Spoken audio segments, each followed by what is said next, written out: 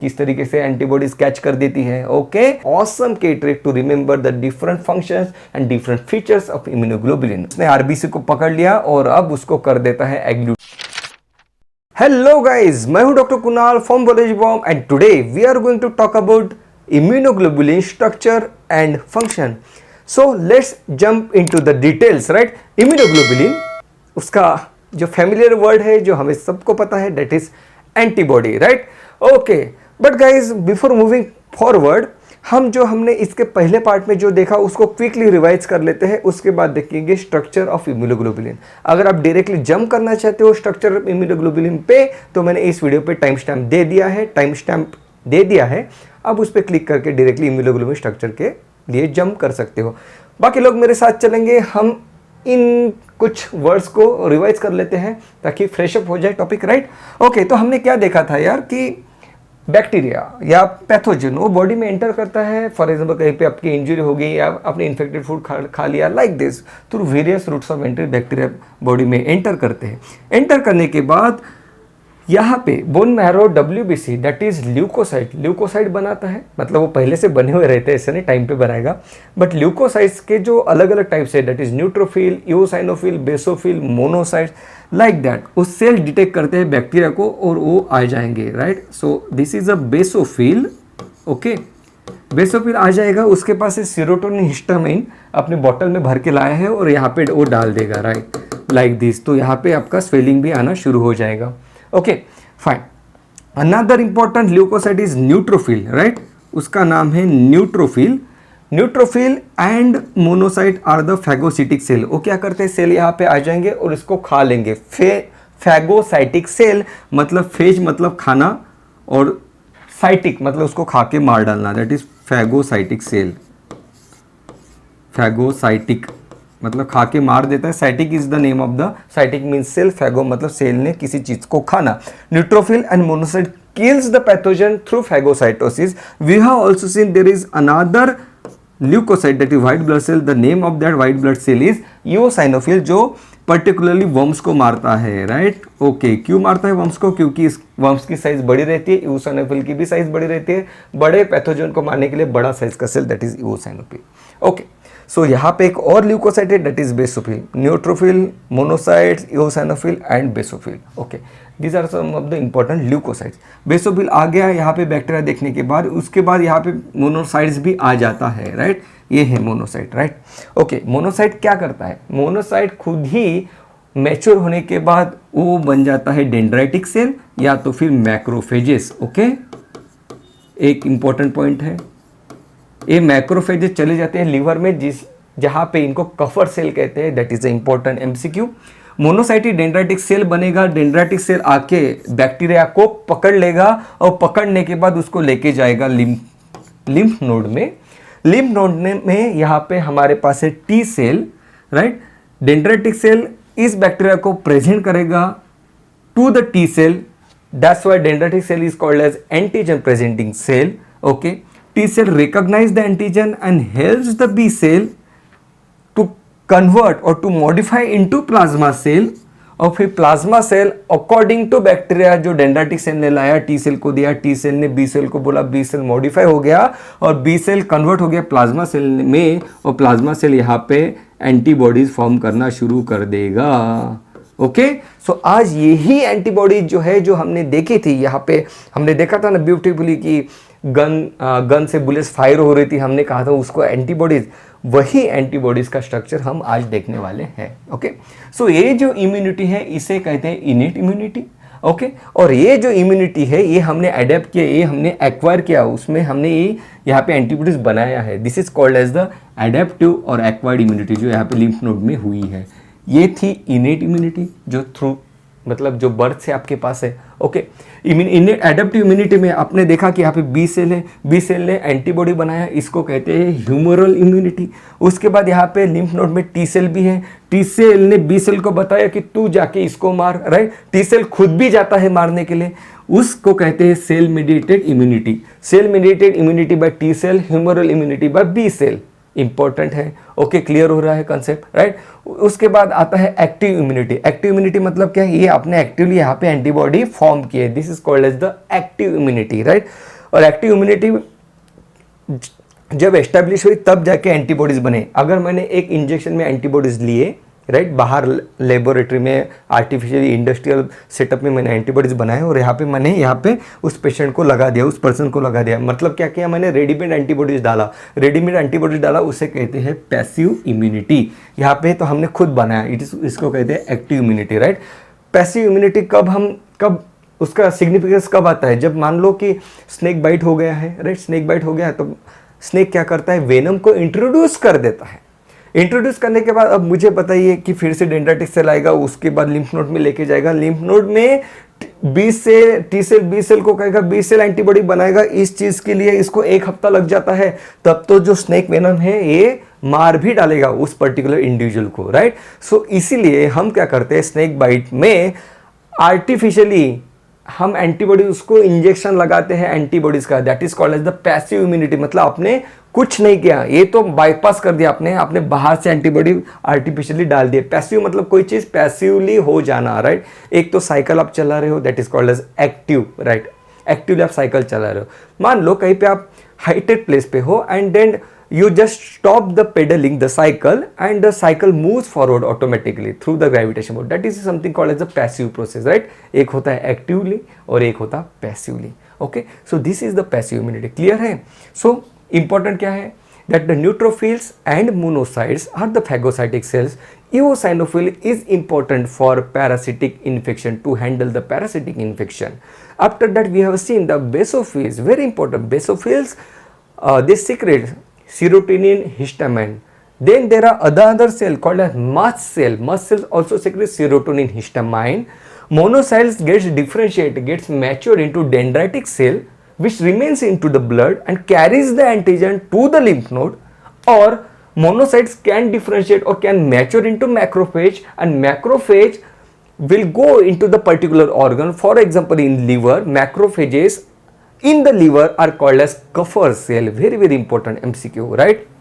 Dendritic cell is called as antigen presenting cell because it presents the antigen to the T cell. Another important point to note here is that the T cell do not produce the antibodies. Antibodies are manufactured by B cell. These are the B cell, okay, fine, and these are the T cell, right? Important to note that T cell do not secrete any kind of antibody. So that was some of the basics, right? Now move on to the details. What exactly the structure of antibody, how the antibody looks and how exactly it functions. Let's jump into the details, right? So structure of immunoglobulins. So guys, here is the structure. Okay, so अगर आप antibody लोगे तो antibody आपको कुछ इस तरीके से दिखेगा। आपको दिखेगा कि यहाँ पे एक चेन है, फिर एक और इस टाइप का आपको स्ट्रक्चर दिखेगा, राइट। ये क्या है, this is a chain like structure. ये जो बड़ा है, right, the bigger one is the heavy one, right. So this is called as the heavy chain, okay. Then there are some kind of small kind of structure, this is called as the light chain. Means I can say that antibody is made up of heavy chain, 2 heavy chains and 2 light chain, right? This we can write this in terms of this H2L2, that is antibody consists of 2 heavy chain and 2 light chain. Okay, but what exactly this structure is? ये chain मतलब what exactly is this, right? These are nothing but the glycoproteins. These are nothing but the glycoproteins. Means there are amino acids linked with each other like this, like this, like this, with a sugar attached to it. Very important. With a sugar attached to it. Immunoglobulins are nothing but the amino acids with sugar attached to it. Means these immunoglobulins are the glycoproteins. Okay, so I can break down this immunoglobulin into single amino acid, right? So it is a polymer of amino acid. It is a protein, right? Protein associated with glucose. Okay. Now, the shape of the protein, in this globulin, in this immunoglobulin or antibody is a globular structure, right? Protein looks like this, a globular structure, right? Globule जैसा दिखता है, एक spear जैसा दिखता है. Okay. Now what researchers did, उन्होंने क्या किया कि जो ग्लोबुलर प्रोटीन्स है बॉडी में उनको एक प्लेट में डाला और उस प्लेट को जोर से उन्होंने घुमाया, राइट? तो क्या हुआ कि different different globular protein separate हो गए। Okay fine.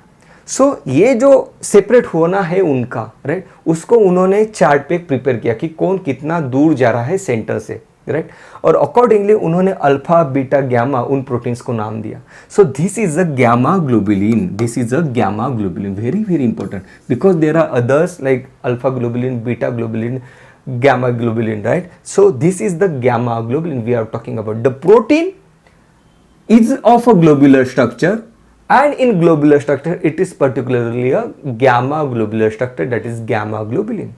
Okay, clear line. Okay, now these heavy chains or light chains, इन दोनों को किसी ने पकड़ के रखा है. The two chains are hold together by the disulfide bond. So this is a disulfide bridge. We have seen the disulfide bridge in insulin also, very very important. Okay, वो तो काफी important structure है. So disulfide very very important. Disulfide bridge, light chain and heavy chain, इन दोनों को पकड़ के रखा है disulfide ने. Right. Okay. Fine. राइट अब साइंटिस्ट लोगों ने जो रिसर्चर्स थे उन्होंने देखा कि एक ए इम्यूनोग्लोबुलिन हो गया, एक ए इम्यूनोग्लोबुलिन हो गया, राइट। जब उन्होंने डिटेल में देखा तो उनको पता चला कि यहाँ पे जो स्ट्रक्चर है, यहाँ पे जो अमीनो एसिड का सीक्वेंस है, ये स्लाइटली डिफर कर रहा है यहाँ पे जो दूसरा एंटीबॉडी है उसमें, right. So this is a variable, ये वेरी कर रहा है, ये कॉन्स्टेंट नहीं है। सब एंटीबॉडीज में उनको देखा कि यार ये अलग है, ये अलग है, तो उन्होंने कहा this particular region, they name it as a variable region. Okay, this is the constant region, each same है दोनों में, right? So this is the constant region and this is the variable region, right? Same मतलब क्या है कि एक immunoglobulin है, वहाँ पे heavy chain and light chain है, राइट। उन चेन्स के पास कुछ एक पर्टिकुलर रीजन है जो सेम नहीं है सब एंटीबॉडीज में, वो डिफर कर रहा है, उसको हमने कहा variable region. Okay okay, now हम बात करते हैं कि antibodies kills the pathogen, but वो पैथोजन को किस तरीके से पकड़ता है एंटीबॉडी और किस तरीके से उसको मारता है, दोनों चीजें हमें देखनी पड़ेगी। हाउ द इम्यूनोग्लोबुलिन और the antibody can catch the pathogen, right. Okay, तो यहाँ पे एक रीजन है, वेरिएबल रीजन पे एक रीजन है, उसको कहते हैं antigen binding site, right. Immunoglobulin क्या करता है, इस पर्टिकुलर रीजन पे उस बैक्टीरिया को पकड़ लेता है, राइट। लेट्स सी कि एग्जैक्टली होता क्या है, राइट। ये है यहाँ पे बैक्टीरिया मस्त घूम रहा है बॉडी में, सोच रहा है कि किडनी में जाओ, लिवर में जाओ, कहाँ पे जाओ, तभी उसको उस बैक्टीरिया को एंटीबॉडी ने पकड़ लिया, इस इम्यूनोग्लोबुलिन ने पकड़ लिया यहाँ पे। क्लियर है? तो ये जो स्ट्रक्चर है, this structure is called as the antigen binding site where antigen binds, right. Antigen क्या है, बैक्टीरिया को वो स्ट्रक्चर है, राइट। ये है बैक्टीरिया पे ये जो स्ट्रक्चर है जो बाइंड हो रहा है एंटीबॉडी के साथ, उसको कहते हैं, जिसने एंटीबॉडी बनाने के लिए मजबूर किया बॉडी को, उसको कहते हैं हम antigen, right. So this is the antigen, this is the antibody. Antibody के पास एंटीजन बाइंडिंग साइट है जहां पे ये एंटीजन आके बाइंड होता है, मतलब बाइंड कर देता है इम्यूनोग्लोबुलिन। ओके, क्लियर है? नाउ ये जो एंटीजन का जो पार्ट है, पर्टिकुलर दिस पार्ट, राइट, ये जो पार्ट है जो इम्यूनोग्लोबुलिन के साथ अटैच हो रहा है, उसको कहते हैं हम इपीटोप। एंटीजन का ही पार्ट जो बाइंड हो रहा है इम्यूनोग्लोबुलिन के साथ, उसको कहते हैं हम इपीटोप। और एंटीबॉडी का पार्ट जो एंटीजन के साथ बाइंड हो रहा है, उसको कहते हैं हम पैराटोप। तो ये यहाँ पे हो गया पैराटोप, सिंपल है। ओके, नाउ अब मान लो इम्यूनोग्लोबुलिन ने बैक्टीरिया को कैप्चर कर लिया है, and now the immunoglobulin is trying to kill the bacteria, उसका गला दबा रहा है इम्यूनोग्लोबुलिन, बट वो मर ही नहीं रहा है बैक्टीरिया, तो क्या होगा, राइट। तो क्या होगा, किस तरीके से मारते हैं वो तो हम देखेंगे, लेकिन फिर क्या होगा कि उसको मारने की कोशिश हो रही है लेकिन वो मर ही नहीं रहा है, राइट, वो भी देखेंगे, राइट। तो क्या मारने की कोशिश हो रही है मतलब क्या कर रहा है, राइट। इम्यूनोग्लोबुलिन उसका गला दबा रहा है मतलब क्या कर रहा है। एक नंबर 1, इम्यूनोग्लोबुलिन क्या करता है, बैक्टीरिया को न्यूट्रलाइज कर देता है। न्यूट्रलाइज करना मतलब क्या, बैक्टीरिया के प्रोटीन्स में चेंज कर देना। After that the pathogen will not be able to enter into the host cell, वो हमारे बॉडी के किसी भी सेल में अंदर जा नहीं पाएगा। This is the one mechanism that the antibody does for the pathogen, neutralize, it is called as neutralization. Another mechanism agglutination, मतलब ये एंटीबॉडी क्या करता है, प्रोटीन का जो स्ट्रक्चर है, अब बैक्टीरिया के पास भी प्रोटीन्स है, उन प्रोटीन को एग्लूटिनेट कर देता है, मतलब उसका जो स्ट्रक्चर है कंप्लीटली डिस्टर्ब कर देता है, that is called as the agglutination. Okay, now antibody क्या करता है, जो एंटीजन के पास जो प्रोटीन्स है उसको प्रेसिपिटेट कर देता है, तो प्रोटीन्स के क्लम्स बन जाएंगे, that is called as the precipitation. Okay, antibody क्या करता है, पैथोजन को बाइंड करने के बाद कॉम्प्लीमेंट एक्टिवेशन करता है, मतलब क्या होता है, कुछ प्रोटीन्स है बॉडी में, उन प्रोटीन्स को एक्टिवेट कर देता है, जो प्रोटीन्स आएंगे और इस बैक्टीरिया को मारेंगे, या तो फिर न्यूट्रोफिल को हेल्प करेंगे इसको मारने के लिए। So these are the 4 important mechanism by which ये एंटीबॉडी पैथोजन को मारता है, right. Neutralization, agglutination, precipitation and complement activation. Okay, now मान लो कि ये इसको अभी गला दबा रहा है, मतलब ये चारों स्टेप वो कर रहा है, डिफरेंट टाइप्स, राइट, लेकिन ये मर ही नहीं रहा है, दिस बैक्टीरिया ये मर ही नहीं रहा है, तो क्या होगा, राइट। तब क्या करती है बॉडी, क्या करती है, इसके हेवी चेन को चेंज कर देती है, हेवी चेन में जो अमीनो एसिड का जो सीक्वेंस है उसको चेंज कर देती है, उसको मॉडिफाई कर देती है, राइट। अब जो ये इम्यूनोग्लोबुलिन बना, अब जब ये एंटीबॉडी बना, इसको कहते हैं हम स्विच होना, मतलब क्या हुआ, एक एंटीबॉडी दूसरे एंटीबॉडी क्लास पे स्विच हो रही है। हमने माना कि ये जो एंटीबॉडी है, हमने इसको नाम दिया है इम्यूनोग्लोबुलिन जी, इसका कोई लॉन्ग फॉर्म तो नहीं है इंपॉर्टेंट, हमने इसको नाम दिया इम्यूनोग्लोबुलिन जी।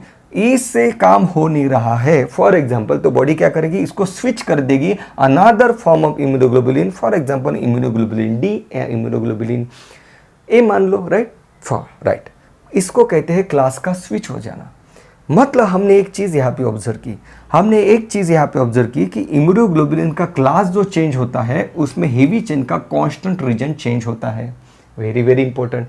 मतलब the constant region of the heavy chain is similar for the antibodies in one class. Immunoglobulin G है, इम्यूनोग्लोबुलिन G1 भी रहता है, इम्यूनोग्लोबुलिन G2 भी रहता है, G1 G2 सबके पास जो ये जो कांस्टेंट रीजन है ये सेम रहेगा, लेकिन जब हम बात करेंगे अनदर इम्यूनोग्लोबुलिन क्लास की, for example immunoglobulin D, in that case ये जो कांस्टेंट हेवी चेन रीजन है ये चेंज हो जाएगा। मतलब constant heavy chain region differs in different classes of immunoglobulins. Clear है, और डिटेल में देखते हैं। So depending on the variability, depending on the different constant heavy chain regions, immunoglobulins are classified as immunoglobulin G, A, M, E, D, right. मतलब ये जो constant region है heavy chain का, ये सबका अलग अलग है, इसका सेम नहीं है, इन सब का अलग अलग है। ये जो कांस्टेंट हेवी चेन रीजन है ये सब यहाँ पे एंटीबॉडीज के पास अलग अलग है। एक इंपॉर्टेंट एमसीक्यू है। और अगर मैं बात करूँ इम्यूनोग्लोबुलिन G1, G2, G3, तो इन सब में constant heavy chain region same रहेगा, जबकि इन सब में वो डिफर करेगा। मतलब class to class constant heavy chain region ये डिफर हो जाता है, ये डिफरेंशिएट हो जाता है। Okay, so depending on that हमने इम्यूनोग्लोबुलिन्स को क्लासिफाई किया GAMED, राइट। गैमेड आप बोल दो, right, but for me the more workable mnemonic और the workable trick is GEDAM. Okay, so मैं इसको इस तरीके से याद रखता हूँ। What are the different classes of antibodies, immunoglobulin GEDAM, that is GEDAM, GEDAM। Okay, now आपने यहाँ पे कुछ चीज़ हमें ऑब्जर्व करनी है। ये इसको कहते हैं, ए हो गया एक मोनोमर, एक यूनिट है, इम्यूनोग्लोबुलिन का एक मोनोमर हो गया, right. 2 heavy chain 2 light chain, right. Immunoglobulin E के पास भी 2 हेवी चेन 2 लाइट चेन है, इम्यूनोग्लोबुलिन D के पास भी 2 हेवी चेन 2 लाइट चेन है, राइट। यहाँ पे आप देखोगे तो इसके पास क्या है, 4 heavy chain and 4 light chain, that is it is a dimer, right. This is the one unit, this is the second unit. So immunoglobulin A is a dimer, very good, whereas immunoglobulin M is a pentamer, 1 2 3 4 5, it is a pentamer, very important. Clear है? Okay, fine. Now और disulphide bridge तो रहेंगे, it is not shown here. Now important features of immunoglobulin. Immunoglobulin G is the most abundant immunoglobulin. Don't worry about it. I am going to give you an awesome key trick to remember the different functions and different features of immunoglobulin. Okay. Now, immunoglobulin G is the most abundant immunoglobulin, right? Around 55 to 60% तो immunoglobulin G रहता है body में. Okay सबसे ज्यादा quantity में जो हमने बात की कि बी सेल प्लाज्मा सेल में कन्वर्ट हो जाएगा, प्लाज्मा सेल एंटीबॉडीज बनाएगा, तो वहां पे सबसे ज्यादा किस टाइप की एंटीबॉडीज बनेगी? इम्यूनोग्लोबुलिन जी टाइप की एंटीबॉडी बनेगी, right? Okay, it is the only antibody that can cross the placenta, right? When the baby is inside the uterus and मान लो उस बेबी को इन्फेक्शन हो जाता है, राइट? इन्फेक्शन तो बिल्कुल होगा क्योंकि वो तो मदर के साथ थ्रू प्लेसेंटा अटैच है, राइट? तो मान लो बेबी को इन्फेक्शन हो गया तो बेबी को अब कौन बचाएगा? मदर बचाएगी। मदर का जो इम्यूनोग्लोबुलिन जी है that can cross the placenta, very very important, right? Another important point, it protects the body fluid, right? Body के जो अलग अलग फ्लूइड्स है उसको प्रोटेक्ट करने के लिए ये रहता है immunoglobulin G, right? Important point about the immunoglobulin E, right? Immunoglobulin E क्या करता है? इम्यूनोग्लोबुलिन ई मास्ट सेल को कहता है, उसको पुश करता है हिस्टामाइन रिलीज करने के लिए, जिसकी वजह से एलर्जी हो जाती है। What is an allergy? आपने कई बार सुना होगा, जो मैक्सिमम पेशेंट्स आते हैं वो कहते हैं, क्या करते हैं, ब्रिंजल की बैगन की सब्जी खाने के बाद वो कहते हैं कि सर मेरे बॉडी में छोटे छोटे स्वेलिंग आ गई है, राउंड पैचेस आ जाते हैं। What is it? That particular person is allergic to brinjal, जो वेजिटेबल है उसको, राइट? उसमें क्या होता है, जैसे उसने ब्रिंजल खा लिया, ये जो एंटीबॉडी है IgE एंटीबॉडी, ये सीक्रेट हो गई। ये क्यों होगी? क्योंकि उसका जेनेटिक मेकअप ही इस तरीके से बना हुआ है। तो जब भी वो ब्रिंजल खाता है तब क्या होता है? IgE एंटीबॉडी सीक्रेट होती है। IgE एंटीबॉडी जैसे ही सीक्रेट होगी वो मस्ट सेल को जाके बोलेगी कि हिस्टामाइन रिलीज कर। हिस्टामाइन क्या कर देगा? वैसोडाइलेटेशन कर देगा, वेरी वेरी इंपॉर्टेंट। मतलब ब्लड वेसल जो है बॉडी के उसका डायलिटेशन कर देगा, उसकी डायमीटर बढ़ा देगा। तो क्या होगा? ब्लड वेसल के अंदर जो फ्लूइड है वो बाहर आ जाएगा, जिसकी वजह से patient comes with the complaint of swelling over the body. Okay, उस केस में हम देते हैं एंटी एलर्जिक मेडिसिन, जिसके बाद वो आधे घंटे में कम हो जाता है। Okay, so very very important, IgE antibody mast cell को बोलती है हिस्टामाइन रिलीज करने के लिए, दैट्स व्हाई यहाँ पे एलर्जी होती है, right? Important point. Another important point, right?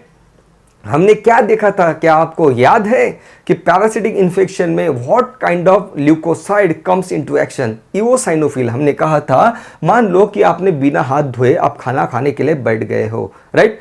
खाना खाने के लिए बैठ गए हो, आपने हाथ धोए नहीं, आपको लगा कि सब कुछ ठीक है, राइट? हम तो घर में ही हैं, हम घर में हैं तो हाथ क्यों धोना है? बिना हाथ धोते ही आप खाना खाने के लिए बैठ गए, राइट? आपके हाथ पे बैठा था एक छोटा सा वर्म, ओके? तो वो खाने के साथ आपके गया पेट में, ओके? पेट में गया, अब क्या होता है? अब पेट में जाने के बाद अब वो आपके सेल्स ने उसको एब्जॉर्ब कर दिया है, अब वहां पे क्या होगा? इओसाइनोफिल आ जाता है, ओके? इओसाइनोफिल आ जाता है। बेचारा इओसाइनोफिल पैरासाइट को मारने के लिए आया है, लेकिन उसको मार नहीं पा रहा है, राइट? उसको कैच नहीं कर पा रहा है। In that case IgE antibody comes into action. वो क्या कर देती है? उसको टैग कर देती है बैक्टीरिया को, in this particular case worms को टैग कर देती है। उसके बाद इओसाइनोफिल जाएगा और उस वर्म को मार डालेगा, राइट? देखो आपकी एक लापरवाही से कितना बॉडी को सहना पड़ता है, राइट? ओके, नाउ IgD का इतना कोई खास फंक्शन है नहीं, ओके? IgA एंटीबॉडी मदर्स के मिल्क में रहती है, right?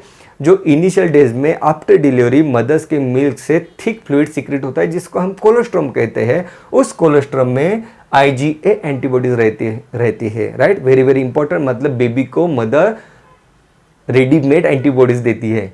Before birth IgG, after birth IgA, very very important, okay? Now body surfaces like sweat, ये पे skin, right? In skin IgA antibody is present, in secretions IgA antibody is there, that is a secretory antibody भी इसे कहते हैं। In secretions you will get IgA antibody that will help, that will kill the pathogen through neutralization, agglutination, सब कुछ चीजें करके वो pathogen को मारती है। Very good. Okay, now another antibody that is IgM, okay, that is a pentamer. Pentamer क्या है? It is the earliest to be synthesised by the foetus, right? ये इंपॉर्टेंट है क्योंकि जो बेसोफिल जो बी सेल जो रहता है, वो बी सेल नेचुरली सबसे पहले तो IgM ही सीक्रेट करता है, okay? After that depending on the pathogen IgM का क्लास स्विचिंग हो जाता है to the IgG, to the IgA, right? लेकिन सबसे पहले हमेशा क्या सीक्रेट होता है? IgM, right? So it is the earliest to be synthesised by the foetus also. Foetus भी सबसे पहले IgM बनाएगा, उसके बाद depending on the pathogen foetus क्या है, मतलब जो बेबी है वो अलग अलग एंटीबॉडी पे स्विच कर लेगा। Very important point. Okay, now congenital infection. ये देखो हम क्या करते हैं कि एक बेबी है, राइट, बेबी में कुछ मुझे डिफेक्ट दिख रहा है, राइट, फॉर एग्जांपल कोई भी डिफेक्ट है, उसको फीवर आ रहा है या उसके हार्ट में मुझे डिफेक्ट दिख रहा है, कंजेनिटल इन्फेक्शन, राइट, मुझे उसके बॉडी में डिफेक्ट दिख रहा है, फीवर दिख रहा है, उसके बॉडी में मुझे रैशेस दिख रहे हैं, right, and I am not able to locate कि इसको इन्फेक्शन क्यों हुआ है। इन दैट केस मैं एंटीबॉडी टेस्ट करूंगा, राइट। एंटीबॉडी अगर मैंने टेस्ट की तो मुझे पता चल जाएगा दैट पर्टिकुलर ये जो बेबी है इसको इन्फेक्शन हुआ है, राइट। कॉजेस तो कोई भी हो सकता है बॉडी पे रैशेस आने के, राइट, लेकिन IgM एंटीबॉडी अगर रेस है तो मुझे पता चल जाएगा it is because of the some pathogen, right. So that is how we can come to a conclusion कि what is the cause of the disease, right. For example allergy एक parasitic infection है, मुझे पता नहीं चल रहा है, मुझे समझ में नहीं आ रहा है कि पेशेंट को पैरासिटिक इन्फेक्शन है क्या। पेशेंट आ रहा है, बोल रहा है कि सर मुझे डिसेंट्री हो रहा है, मुझे लूज मोशन हो रहे हैं, राइट। Now there are hundreds and thousands of reasons कि एक पर्टिकुलर इंडिविजुअल को लूज मोशन क्यों हो गए, राइट। अगर मुझे ये पता करना है कि उसको पैरासाइट के वजह से लूज मोशन हो रहे हैं, in that case I can check for IgE antibody, right. उससे अच्छा तो मैं उसका स्टूल कल्चर कर लूंगा, उसमें मुझे वम दिख जाएगा, लेकिन मुझे और ज्यादा एडवांस करना है तो I can check for IgE antibody. IgE antibody अगर रेज है बॉडी में मतलब पैरासिटिक इन्फेक्शन के सबसे ज्यादा चांसेस है। ओके, सो लाइक दैट इस तरीके से चीजें काम करती है, राइट। अब इंपॉर्टेंट फीचर्स है यार, ये सब याद कैसे रखेंगे, कितना डिफिकल्ट लग रहा है, कोई डिफिकल्ट नहीं है, राइट। ये देखो IgG antibody, it is the only antibody to cross the placenta. Now here is the K trick, right? So K trick says IgG antibody ये खुद बोलता है that I will go through the placenta. G मतलब goes through placenta. IgG आपको खुद बता रहा है कि मैं प्लेसेंटा से जाता हूँ। IgG, G मतलब ग्रॉस मतलब बड़ा, ग्रॉस मतलब बड़ा, तो ये खुद बता रहा है कि मैं सबसे ज्यादा हूं बॉडी में। Okay, very good. IgE allergy, जी एलर्जी खुद बता रही है कि एलर्जी में IgE एंटीबॉडी रहेगी। के trick, right, very good. Okay, IgA इन मदर्स मिल्क, IgA ए मतलब अम्मा, अम्मा मतलब माँ, दैट इज मदर्स मिल्क में रहेगा IgA antibody. IgA that is a मतलब अम्मा, अम्मा मतलब मदर, मदर के मिल्क में रहेगा IgA antibody. Okay, now pentamer, एक how you can remember that this particular antibody is having a pentamer, right. M मतलब मेगा, मेगा मतलब सबसे बड़ा, तो ये है एंटीबॉडी सबसे बड़ी। Very good. ओके, और ये होता है सबसे पहले M मतलब me, myself, so myself will be the first to appear, मतलब ये कहता है M मतलब मैं खुद सबसे पहले आऊंगा, राइट। एक बार रिवाइज कर ले जल्दी से। IgG, G मतलब goes through the placenta. IgE allergy, E that is IgE। Okay, IgA, A means अम्मा, दैट इज अम्मा मतलब मदर्स मिल्क में रहेगा IgA। ओके, IgM, M मतलब मेगा मतलब बड़ा, दैट इज पेंटामर। M मतलब मैं खुद सबसे पहले आ जाऊंगा, that is IgM will be the appear, IgM will appear first. Very good, चलो आगे बढ़ते हैं। ओके फाइन, अब मान लो ये हम देख रहे हैं कि मिसमैच ब्लड ट्रांसफ्यूजन में एंटीबॉडीज क्या करती है, राइट। अब एक पर्टिकुलर पेशेंट का ब्लड ग्रुप A है, उसको आपने ब्लड ग्रुप B दे दिया, राइट। अब क्या होगा, राइट। सो ये देखो आपने बाहर से अलग ब्लड दे दिया तो इसको IgM एंटीबॉडी ने उसको कैच कर लिया, राइट। देखो फिर से किस तरीके से एंटीबॉडीज कैच कर देती है। Okay, so these are the antigen binding site. इसके पास तो कितने हैं antigen binding site, 10 antigen binding sites है, राइट। ये 1, ये 2, 3, 4, right, like this there are 10 antigen binding site. उसने आरबीसी को पकड़ लिया और अब उसको कर देता है एग्लूटिनेशन, राइट। ये होता है मिसमैच ब्लड ट्रांसफ्यूजन में। Okay, very very important point, right. मान लो कि ये है पैरासाइट, ये पैरासाइट आ गया आपके बॉडी में, ये आ गया उसको मारने के लिए ईओसाइनोफिल उसको मारने की कोशिश कर रहा है, उसको दिखाई नहीं दे रहा, that where is the parasite. Now comes into action IgE antibody, it will tag the parasite और फिर यहाँ पे the eosinophil will be able to kill the parasite. So like these antibodies works, okay, मतलब वो directly भी मारता है और बाकी फैगोसिटिक सेल को भी हेल्प करता है उस पर्टिकुलर पैथोजन को डिटेक्ट करने के लिए, right. Okay guys, now important point, antibodies are produce mainly by the plasma cells. Okay, antibodies आपको ह्यूमरल इम्यूनिटी देती है. हमने कहा कि एक्वायर्ड इम्यूनिटी के दो types, humoral immunity and the cell mediated immunity. Humoral immunity means the जो blood में जा रहा है, एंटीबॉडीज ब्लड में छोड़ देता है antibodies, that's why it is called as the humoral immunity. And the another type of acquired immunity, cell mediated immunity caused by T cells, right. So immunity के दो टाइप यहाँ पे, एक वो तो एक्वायर्ड, इनेट और एक्वायर्ड तो हमने देख लिया. यहाँ पे हम बात कर रहे हैं active immunity and passive immunity. अब ये एक्टिव इम्यूनिटी है क्या, right. Active immunity that is one that is a natural immunity, right, and the another that is a artificial immunity. Okay, now अब देखते हैं ये एक्टिव इम्यूनिटी में natural और आर्टिफिशियल क्या है.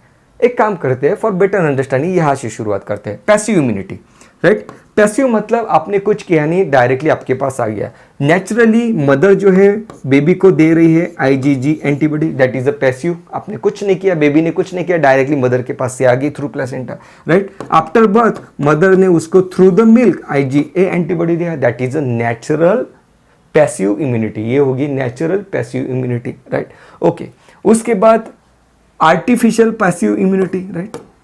ये हमने क्या किया, हमने जैसे स्नेक बाइट हुआ तो हमने बाहर से उसको इंजेक्ट कर दिया antibody, that is called as the artificial, क्योंकि आर्टिफिशियली प्रोड्यूस एंटीबॉडीज हम दे रहे हैं उसको, right. That is called as artificial passive immunity. Body ने कुछ नहीं किया, आपने रेडीमेड दे दिया, राइट. ओके, इसके एग्जांपल्स आपको एग्जाम में पूछते हैं and I am going to give you the MCQ, so you need to solve, you have to solve, you need to solve नहीं, you have to solve that MCQ, right. Fine. अब active immunity क्या है, natural active immunity. मान लो आपको एक बार किसी चीज़ का infection हो गया, राइट. मान लो आपको एक बार टीबी का इन्फेक्शन हो गया. अब क्या होता है यहाँ पे, टीबी का बैक्टीरिया आ गया बॉडी में, आपको टीबी का इन्फेक्शन हो गया, राइट. अब उसके बाद क्या होता है, डेंड्राइटिस से गालता है, टी सेल को बोलता है कि भैया टीबी का बैक्टीरिया आ चुका है. टी सेल क्या है, उसको मेमोराइज कर लेता है क्योंकि टी सेल के पास तो मेमोरी भी है, राइट. सो इसको कहते हैं नेचुरल एक्टिव इम्यूनिटी. फिर टी सेल ने मेमोराइज भी किया और बी सेल को भी बताया एंटीबॉडी बनाने के लिए, मतलब अपने एंटीबॉडी बनाए, that is called as the natural active immunity ना, राइट.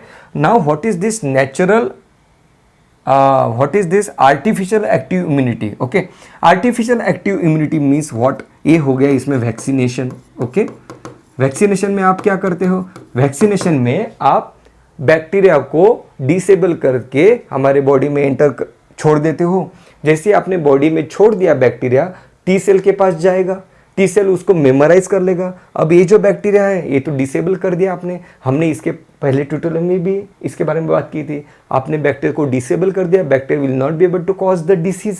ओके, नाउ बट जो मेमोरी टी सेल है उसको मेमोराइज कर लेंगे कि इस बैक्टीरिया को मारने के लिए हमें क्या करना पड़ता है, राइट. नेक्स्ट टाइम जब एक्चुअल में इन्फेक्शन होगा तब बी सेल जल्दी से एंटीबॉडी बना देंगे. मतलब आपने क्या किया, आर्टिफिशियली थ्रू द वैक्सीनेशन आपने एक्टिव इम्यूनिटी को पुश कर दिया, राइट.